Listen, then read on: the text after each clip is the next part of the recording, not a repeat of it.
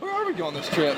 We were here before. Where were we heading the last time? Patagonia. Yo, hey, we're going to Jurassic Lake. Big fish land. Patagonia. We're heading down, starting season 8.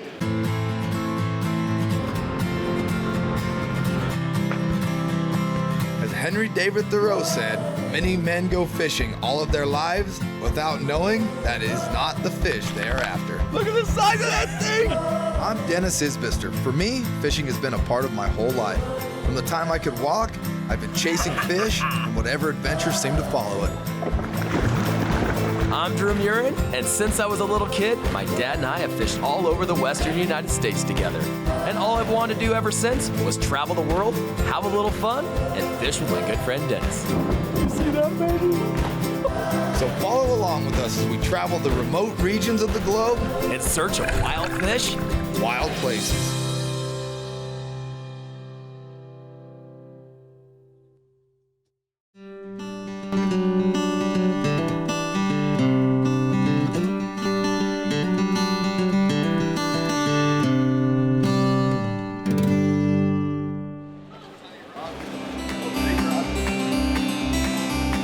As this world gets smaller, it seems harder and harder to find those remote places seldom touched by human hands. But the southern tip of South America, being only 1,500 miles from Antarctica, is well known as one of the most remote places on this planet. Patagonia is a region of South America that encompasses both southern parts of Argentina and Chile. It has its own unique microclimates depending on where you are, from the deserts of the Atlantic side to the high elevation glaciers and peaks of the Andes, to the massive cliffs and fjords of the Pacific side. You really never know what you're in for weather-wise. As we landed in El Calafate, our excitement grew as we knew we'd be leaving the modern world behind to chase monster trout of Patagonia. Starting out season 8 this year, what better place than southern Patagonia, Jurassic Lake. back here at El Calafate, and one thing is, it didn't change much. Big desert out here, but within this desert, all these glacial-fed lakes everywhere, but one special one in particular, Lake Strobel, Estancia Laguna Verde. We've been here like 3 years ago. Can't wait. Huge rainbows and a lot of wind. This place is all about casting out and holding on for dear life. So we're a couple months later than we were last time. It's a kind of fall fishing, so who knows, maybe these fish will be, the big ones will be out. We'll see. You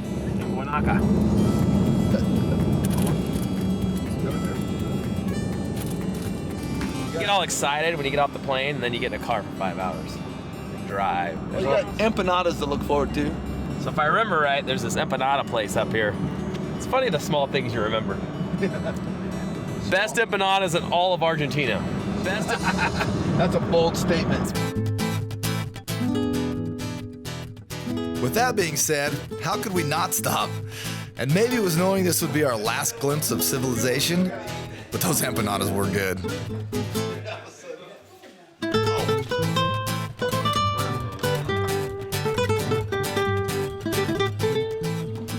Probably the best empanadas this side of the Santa Cruz River.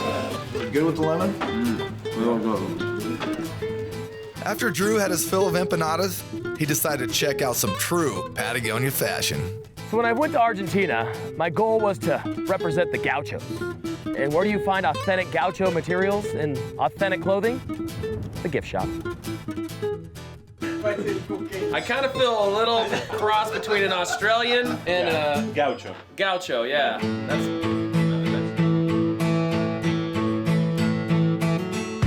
Nothing screams Chinese built like Drew's gaucho outfit from the gift shop. Authentic all the way. The drive out to Jurassic Lake is a lot of fun. It's a part of the adventure. Kind of compare it to the 405 in LA with a little side of the Rubicon, because you move about the same speed. To see all kinds of stuff. We saw Rhea, Guanaco, we even got to see a fox this time. As we got further from civilization and closer to Jurassic Lake, traditionally known as Lago Strobel, the roads progressively degraded until the realization was hammered home just how alone out here we were. The last thing we needed was someone to jinx us with a flat.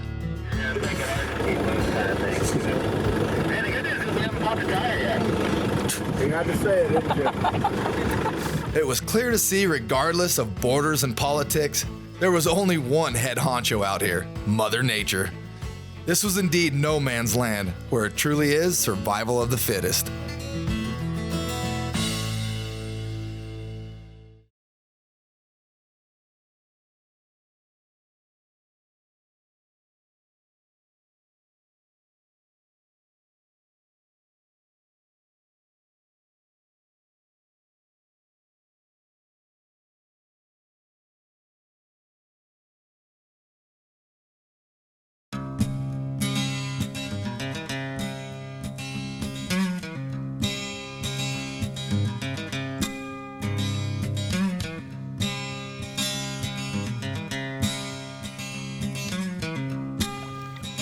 Got into the lodge.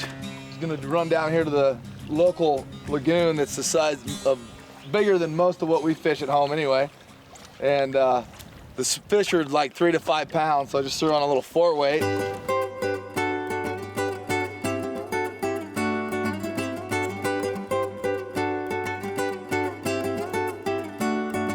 Gonna try to find a sweet spot where they're hanging out. You put a bobber on, Drew? Woolly bugger and a bobber? Well, I haven't made it in the water yet. But wrapped around rocks and sticks. And... Oh, hey! Here we go. Don't horse them. Oh. Lose them? Yeah. Right when you said don't horse them, it came out of his mouth.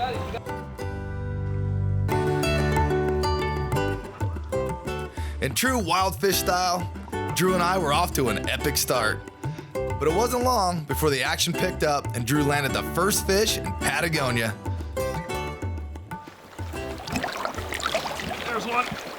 Atta baby. Good fish right there. Yeah, it is. On the purple. Purple as it gets, my friend. See, and I don't screw around like Dennis. I get the fish in. Yeah. Dude, what? Look at that.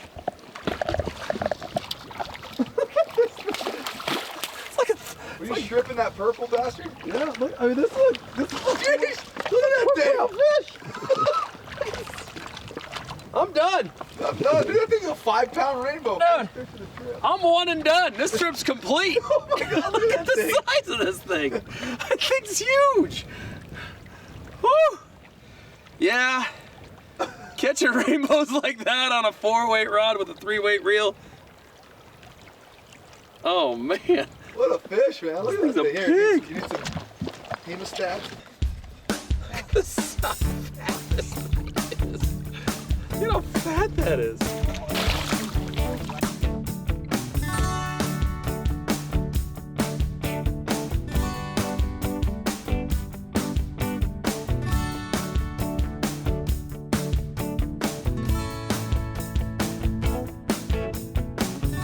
Oh, hey! Here we go. Nice and neat.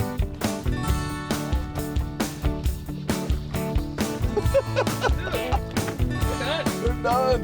This is awesome. Oh, look at that. Slow down, big fella. Another big one? Yeah, a nice fish. He's definitely bigger than yours. I'm gonna go get my 8-weight. This is too little. Look at that thing. Oh, he took him there. Snagged him? Yeah, I snagged him. That thing's good. Come here, buddy. What is this, a brown trout? Got a brown? No wonder I snagged him. Yeah, look at that. The brown trout went for your Look at that. That's nice. There you go. All right. No problem. All right. So if you got them on purple, get them on olive. Big fly there.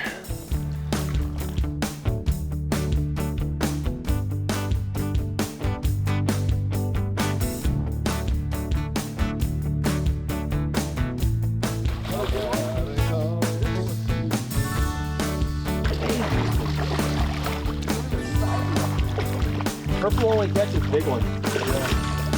This is the warm-up pond. Like, this is for warming up for the big ones in Strobel.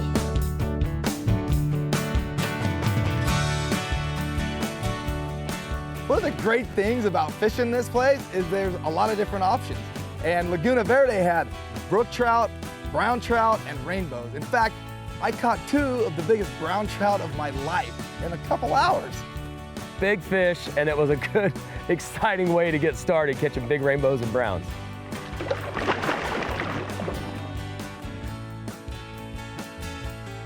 Had a monster couple travel days getting here to Estancia, Laguna Verde, with 7,000 miles-ish. We're here, we got here, and we pretty much walked to the Laguna down here and started ripping fish. It's an incredible, I mean, your lodge is literally 60 yards away from this amazing lagoon. And like second cast, you're hooking in, they're like, this is the warm-up pond. Yeah. And an 8-pounder rolls on the beach. You're just like, wow. This is gonna be awesome. Yeah. Tomorrow, we head over to Strobel, Jurassic Lake, and chase the big one. So we gotta get warm up today. We're gonna go eat some amazing food, I'm sure, have a Malbec or 2, and hit it hard in the morning. Hopefully, nice weather. That's one of the things here. You gotta always worry about the weather. It's never consistent. So we could wake up in the morning, it could be snow on the ground. You just never know. So tomorrow, we're gonna hope for the same weather. Let's say snow on the ground. It's gonna be sunny, warm, bikini weather. Oh no. But if you're gonna come down here and go fishing, I'll tell you, it's pretty simple. I mean, woolly buggers, purple. Yeah. Purple seems to be the color tonight. Simple stripping technique, very slow, colder water. Look at this, look how dark this fish is. That's a pretty one too. The cool part about these fish is actually they're the strain is actually from the McCloud River, which I was born in Susanville, California, which is just right up the road. But the McCloud River does not put out fish this size. Well, that's gonna do it. Wild Fish, Wild Places signing off.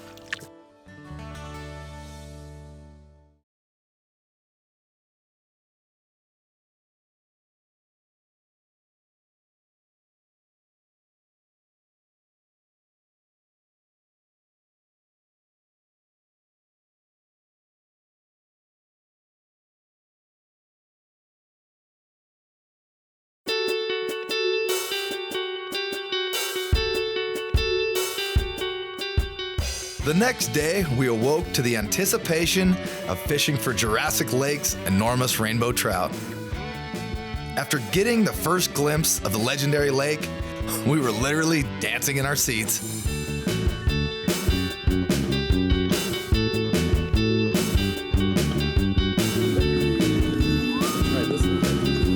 First day at Lake Strobel. Woke up this morning, there was almost no wind, a little bit of overcast. You would have thought we weren't even in Patagonia. Yeah.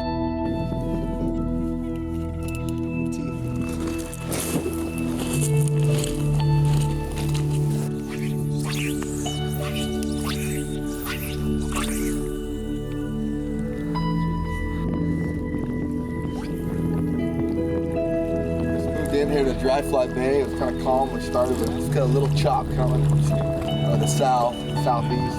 And this lake, you want the wind coming into the bank that you're fishing for the most part.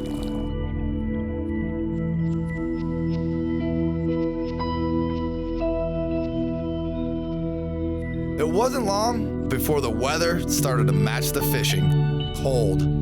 With a storm brewing on the horizon and not even a single bite. You think we'd beeline for the lodge, but we came here to catch a Jurassic Lake monster, no matter the weather. Even if it means trying every fly in the box. Fish a little scud pattern, because that's what these things eat. Tried like a lime green one, now I'm gonna go more like a sort of olive-y color. We'll see. Just gotta keep switching through the box until you find something that works. Kind of knots I like to tie. See, there's a jig, like a jig head fly, or a balance leech, or a streamer. I like these loop knots. They're a good strong knot. They'll hold up, and also gives it a little bit more action. Don't go far, because it's gonna work. Unfortunately, that wasn't to be the case.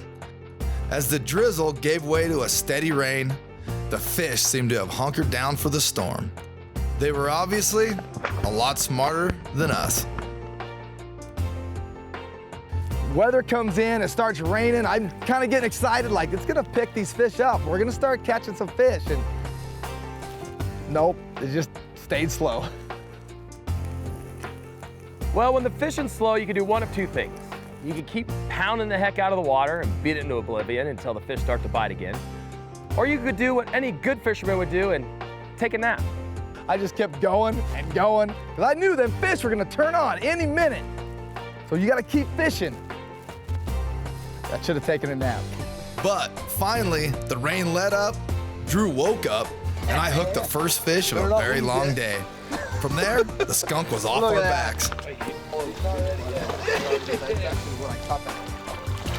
Oh, in the net.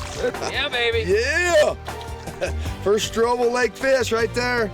See you later, buddy. Dennis started hooking them, and then I jumped up and acted like I knew what I was doing, and then we started hooking some fish, got really excited really fast. And of course, Dennis was a little fatigued. I felt like I just woke up from my beauty sleep.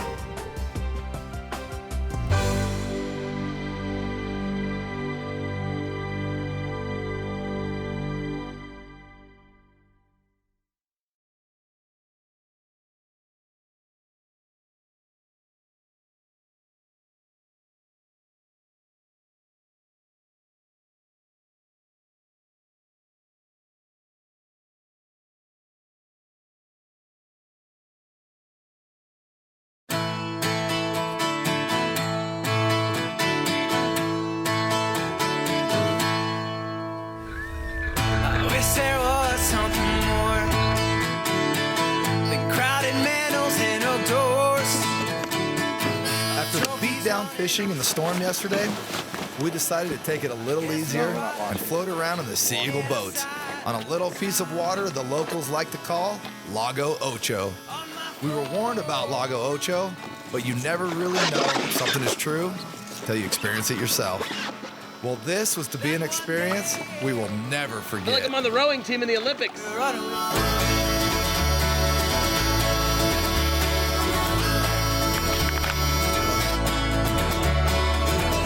Peek outside my peripheral. Peek outside my peripheral. In an empty garden pool. In an empty garden.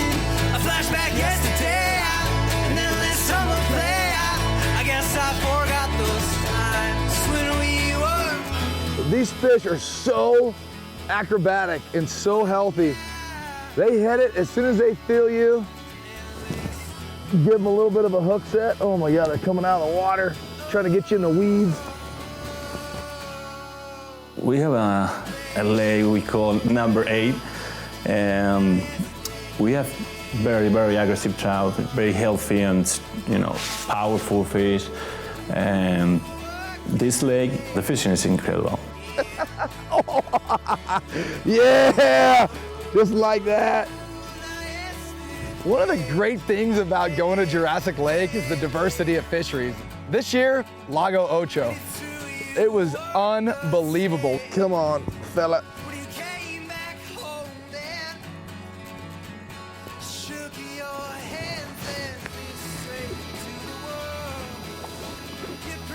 Oh. What a fish. We were dragging stuff on the top, fish are blowing up. We're dipping them down with little scud patterns, ripping them from down there. And the best part about it is we got to try out our seagulls. We were really trying out our seagulls because these fish were giving us a run for our money. I wish there was something more. There's gotta be something more. I wish there was something more. There's gotta be something more. After our success with the boats on Lago Ocho, we decided to take them to the big leagues, Jurassic Lake. We figured we'd be fine as long as the wind didn't come up too much. So today we've got another, as you can see, a windless day at Strobel, which is absolutely unheard of. And so we decided we're gonna do what most people never get the chance to do, and throw our little packed fish Seagull boats on and try to fish a deeper ledge where we could see some working the other day. Saw a lot of fish blowing up right outside here, so we're hoping we can get to them. The trouble's gonna be if you hook into one of these big monsters, what are you gonna do? We're gonna have to tie them off and paddle them in.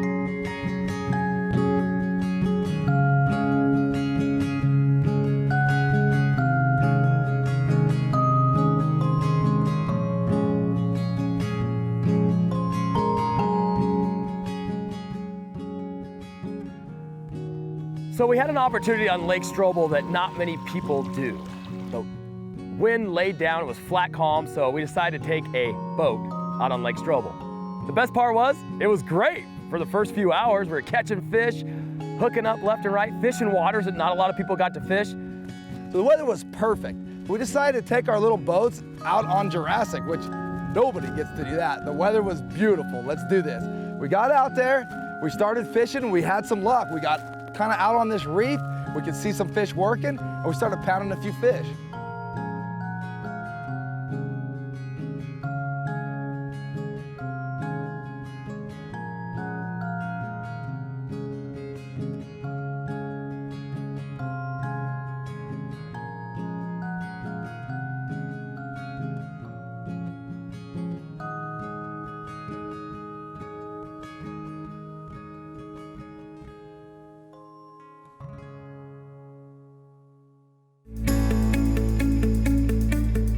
We got lucky with the wind the last couple days, but true to Patagonia, the wind was soon howling across Jurassic Lake, and the lake seemed to come alive in its purest, most wild form.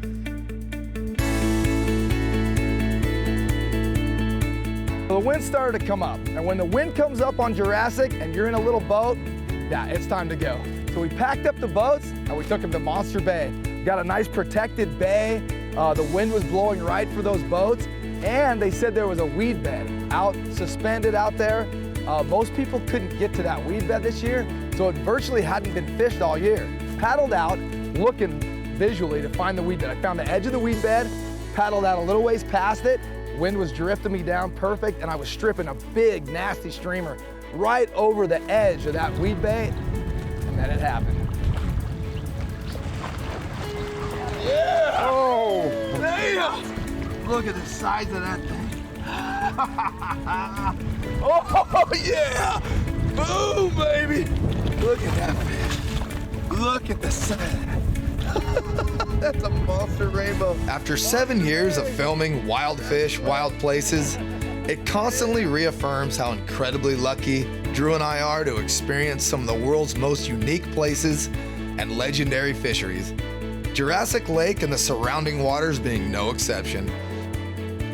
We get to explore some of the areas that not a lot of people get to go to. And just for us to have that opportunity to go meet people, catch various types of fish, and have fun doing it. The best part about it is we're just getting started, and hopefully you guys enjoy watching as much as we like making it, because we have a lot of fun making it. From the trifecta of healthy browns, brooks, and rainbows at Laguna Verde, to the acrobatic circus act of Lago Ocho, to the monster wind and Jurassic fish of Lago Strobel, this trip so far has been absolutely epic. But in this harsh environment, you just never know what Mother Nature has in store.